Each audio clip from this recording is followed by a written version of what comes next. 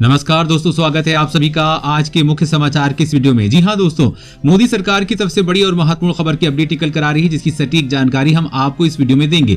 बस आप इस वीडियो के साथ अंत तक बने रहेंगे। लेकिन उससे पहले आपसे एक छोटी सी रिक्वेस्ट है कि मुझे इस वीडियो को बनाने में बहुत मेहनत लगती है, तो इस मेहनत के लिए इस वीडियो पर एक लाइक जरूर कीजिएगा और साथ ही वीडियो के नीचे दिए गए इस लाल बटन को दबाकर चैनल को सब्सक्राइब कीजिएगा और इस घंटी को भी दबाइए ताकि आपको दिन भर की बड़ी खबरों की जानकारी लगातार मिलती रहे। तो चलिए दोस्तों, एक एक करके सभी बड़ी खबरों के बारे में जान लेते हैं। तो दोस्तों, आज की पहली बड़ी खबर की अपडेट की बात करें तो 1 जनवरी 2021 से बाइक स्कूटर हो जाएंगे इतने महंगे। टू व्हीलर कंपनी ने किया बड़ा ऐलान। जी हां, मारुति कार के बाद अब बाइक की कीमतें भी बढ़ने जा रही हैं। Two wheeler company hero MotoCorp 1 जनवरी 2021 से दोपहिया वाहनों की कीमतें बढ़ाएगी।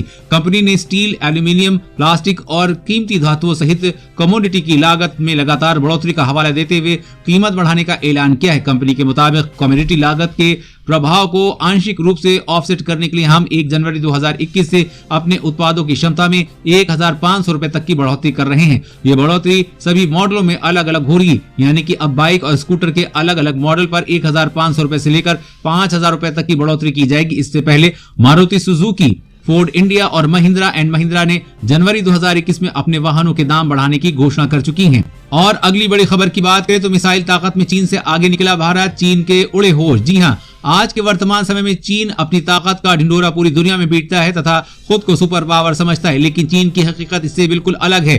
चीन और उसकी सेना अंदर से खोखली हो चुकी है तथा उसके हथियार भी नकल करके बनाए गए हैं। एक अमेरिकी रिपोर्ट के मुताबिक चीनी सेना के पास मौजूद ज्यादातर हथियार अमेरिकी हथियारों की कॉपी हैं। चीन ने अभी तक इन हथियारों का इस्तेमाल किसी भी युद्ध में नहीं किया है, इसलिए चीनी हथियार युद्ध में चीन को धोखा दे सकते हैं। और ये बात हम सभी जानते हैं कि चीनी सामान की न तो कोई वारंटी होती है और न कोई गारंटी। चीनी सामान कभी भी धोखा दे सकता है। वही बात अगर भारत की करें तो भारत के पास मौजूद ज्यादातर हथियार रूस, फ्रांस, अमेरिका और इजराइल के हैं, जो कई युद्धों में आजमाए जा चुके हैं। ये हथियार युद्ध में 100% सफल और कामयाब साबित हुए हैं। इससे दुश्मनों को मिनटों में तबाह किया जा सकता है। आपको बता दें कि Bharat advance air defence missile का सफल टेस्ट करके मिसाइल ताकत में चीन से आगे निकल चुका है, क्योंकि Bharat anti ballistic missile test करने वाला अमेरिका, रूस तथा इजराइल के बाद दुनिया का चौथा देश है।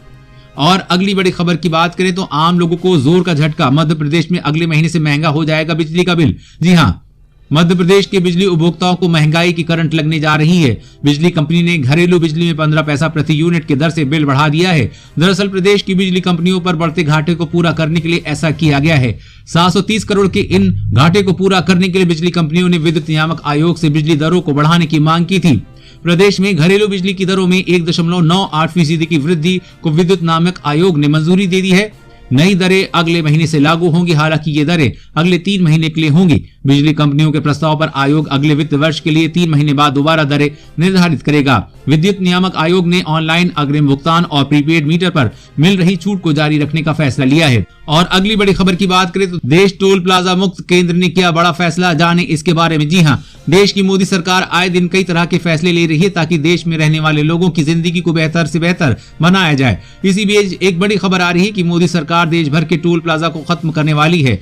खबर के मुताबिक मोदी सरकार ने फैसला लिया है कि अगले 2 सालों में टोल प्लाजा पूरी तरह से खत्म कर दिए जाएंगे। इसकी तैयारी शुरू हो चुकी है। बता दें कि मोदी सरकार वाहन स्वतंत्र रूप से चल सके, इसको लेकर एक स्वतंत्र तरीका निकाला है। बता दें कि मोदी सरकार अगले 2 सालों में ग्लोबल पोजीशनिंग सिस्टम को अंतिम रूप देने का फैसला ले रही है। इसके तहत देश भर के सभी कमर्शियल वाहन ट्रैकिंग सिस्टम से लैस होंगे। टोल प्लाजा पर आपको रुकने और पैसे देने की जरूरत नहीं होगी, आपके अकाउंट से पैसा खुद कट जाएगा। सरकार जल्द इस सिस्टम को लागू करने पर विचार कर रही है। और अगली बड़ी खबर की बात करें तो थर-थर कांपेंगे दुश्मन देश, भारत होगा इतना ताकतवर, सेना को मिले 28,000 करोड़ रुपए। जी हां, भारत की तीनों सेनाओं को मजबूत करने के लिए दिशा में भारत सरकार ने बड़ा फैसला लिया है। जल्द ही भारतीय सेना को नए हथियार, उपकरण और अन्य जरूरी सामान मुहैया कराए जाएंगे। इसके लिए गुरुवार को रक्षा मंत्रालय ने घरेलू उद्योगों से 28,000 करोड़ रुपए रक्षा सौदों को मंजूरी दी है। ऐसे में अब भारत की थल, जल और वायु सेना ने भिड़ना चीन और पाकिस्तान के लिए चुनौती बन जाएगा। दरअसल पाकिस्तान सीमा पर आए दिन भारतीय सेना को ललकारता है और उकसाता है। वहीं इस साल भारत को चीन के अड़ियल और आक्रामक रवैये से टकराना पड़ा है। लद्दाख में भारत और चीन के सैनिकों के बीच झड़प हुई है, तो देश ने अपनी सारी ताकतों को पहले से ज्यादा मजबूत करने का निर्णय लिया है। ऐसे में राफेल के बाद एयरफोर्स के लिए कई बड़े विमान और मिसाइलों पर काम हो रहा है। वहीं थलसेना के लिए तोपों, टैंक, आधुनिक हथियारों और बम आदि को खरीद में रक्षा मंत्रालय जुट गया है। इसके अलावा नौसेना को दमदार बनाने के लिए रडार वाली स्वदेशी युद्धपोतों, नेवी के एयरक्राफ्ट और भारी सामान ले जाने और मारक क्षमता वाले जहाजों को भी खरीदने और विकसित करने की योजना है। ऐसे में रक्षा मंत्रालय ने 28,000 करोड़ रुपए के उपकरण, साजो सामान की खरीद के प्रस्ताव को मंजूरी दी है। इससे चीन और पाकिस्तान को कड़ी टक्कर मिलेगी। और अगली बड़ी खबर की बात करें तो कोरोना के टीके को लेकर WHO का बड़ा बयान, कहा ब्रह्मास्त्र नहीं है वैक्सीन। जी हां, एक तरफ जहां महामारी से पीड़ित पूरी दुनिया कोरोना वैक्सीन के इंतजार में नजरें गड़ाए बैठी है, रूस, ब्रिटेन, अमेरिका में तो वैक्सीन का काम भी शुरू हो चुका है। माना जा रहा है कि वैक्सीन के आते ही कोरोना का अंत हो जाएगा, लेकिन दुनिया की उम्मीदों पर विश्व स्वास्थ्य संगठन यानी कि WHO का बयान पानी फेर रहा है। विश्व स्वास्थ्य संगठन का कहना है कि कोरोना महामारी के खिलाफ वैक्सीन कोई ब्रह्मास्त्र नहीं है। इस महामारी से बचने के लिए हमें वैक्सीन के साथ साथ लंबे समय तक कोविड-19 प्रोटोकॉल का पालन करना होगा।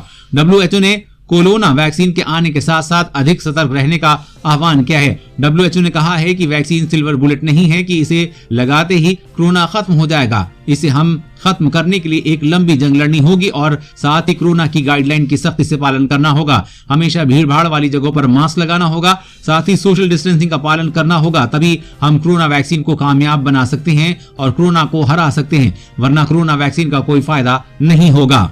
और अगली बड़ी खबर की बात करें तो पुलिसकर्मी नहीं पी सकते शराब, सीएम का सख्त आदेश, पूरे राज्य में कानून लागू। जी हां, बिहार में शराबबंदी कानून जारी रहेगा और इसका सख्ती से पालन भी किया जाएगा। इसके लिए बिहार के तमाम पुलिसकर्मी शराब न पीने की शपथ लेंगे। दरअसल कांग्रेस के दो बड़े नेताओं की मांग के बाद इस तरह की अटकलें लग रही थी कि राज्य से शराब की बंदी कानून खत्म हो जाएगा। हालांकि सरकार ने इन सभी अटकलों पर विराम लगाते हुए कानून का सख्ती से पालन की तैयारी शुरू कर दी है। दरअसल बिहार के सभी पुलिसकर्मी शराबबंदी कानून की मजबूती से पालन के लिए शपथ ग्रहण करेंगे। ऐसे में न वो खुद शराब पियेंगे और न पीने देंगे। शराबबंदी कानून के बावजूद राज्य में पुलिसकर्मियों के शराब पीने और अवैध कारोबार में शामिल होने की शिकायत पिछले कई दिनों से मिल रही थी। ऐसे में मुख्यमंत्री नीतीश कुमार ने एक बार फिर पुलिसकर्मियों को इस कानून की याद दिलाई है और इसके पालन के लिए आदेश दिए हैं। साथ ही नियमों का उल्लंघन करने वालों पर सख्ती से कार्रवाई करने के आदेश भी दिए हैं। वैसे दोस्तों, पूरे देश में शराब बंद कर देनी चाहिए या नहीं, नीचे कमेंट करके जरूर बताइएगा। और अगली बड़ी खबर की बात करें तो किसानों को लेकर केंद्र और राज्य में बढ़ा घमासान। पंजाब के बाद दिल्ली ने भी रद्द किए कृषि कानून। जी हाँ, दिल्ली सरकार ने केंद्र सरकार के 3 नए कृषि कानूनों को रद्द कर दिया है। कृषि कानूनों को रद्द करने वाला दिल्ली दूसरा राज्य बन गया है। दिल्ली से पहले पंजाब ने इन कानूनों को रद्द किया था। दिल्ली सरकार ने बुलाए विधानसभा के विशेष सत्र में नए कृषि कानून के खिलाफ एक प्रस्ताव पारित किया। दिल्ली के मुख्यमंत्री अरविंद केजरीवाल ने विधानसभा सत्र के बाद मीडिया से बातचीत करते हुए कहा कि किसान आंदोलन में अब तक 20 से अधिक किसानों की मौत हो चुकी है। उन्होंने कहा कि किसान आंदोलन को आज 22 दिन हो चुके हैं और इस तरह औसतन रोजाना एक किसान की मौत हो रही है। उन्होंने केंद्र सरकार से इन कानूनों को वापस लेने की अपील की है। मुख्यमंत्री ने विधानसभा में कृषि कानूनों की प्रतियां फाड़ते हुए केंद्र सरकार के कानूनों का विरोध किया है। अक्टूबर महीने में पंजाब विधानसभा ने केंद्र सरकार के कृषि से जुड़े 3 कानूनों को निरस्त करने का प्रस्ताव पास किया था। इसके साथ ही पंजाब ऐसा करने वाला देश का पहला राज्य बन गया। वैसे दोस्तों, आपकी क्या राय है? पूरे देश में मोदी सरकार द्वारा लागू किए गए कृषि कानून को रद्द कर देना चाहिए या नहीं? नीचे कमेंट करके जरूर बताइए। दोस्तों, आज की खबरों में बस इतना ही। इसी तरह हर रोज काम की खबरें जानने के लिए आप हमेशा हमारे साथ जुड़े रहें। हमारे साथ जुड़ने के लिए वीडियो के नीचे दिए गए इस लाल बटन को दबाइए और साथ ही इस घंटी को भी दबाइए ताकि आपको हर खबर की सटीक जानकारी मिल सके। जय हिंद।